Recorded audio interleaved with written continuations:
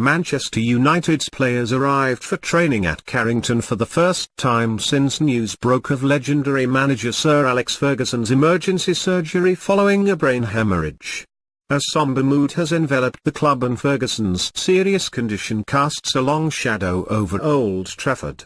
Phil Jones pulled up to training on Monday with his teammates and the defender is struggling more than most, describing Ferguson as like a father to him.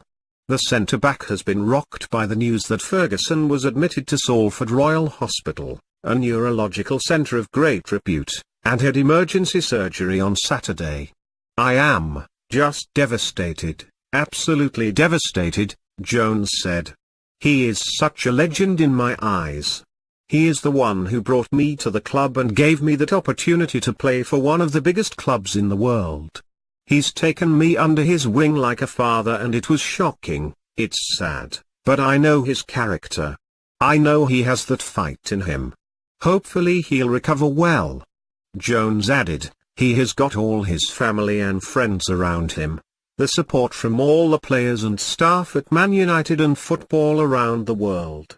When something like that does happen, it's nice that the football world comes together and shows support, and we are all rooting for him.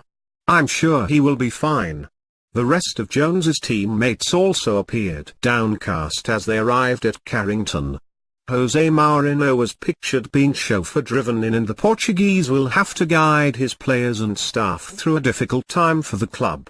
Ferguson is currently in a stable condition and doctors have warned that the next 2 days are critical in assessing the impact of his hemorrhage.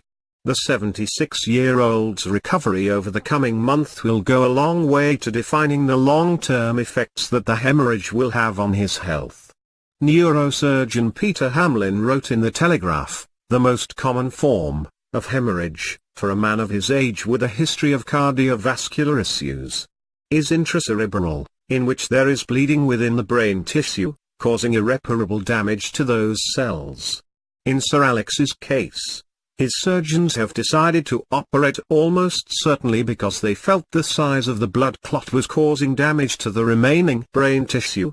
This is often life-saving surgery and aims to reduce any long-term disability Sir Alex might suffer with this form of stroke.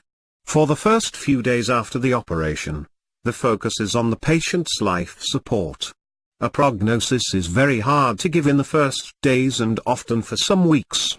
Well wishes continue to flood in for the Scot, with the footballing world hoping for a positive outcome for one of the game's iconic figures.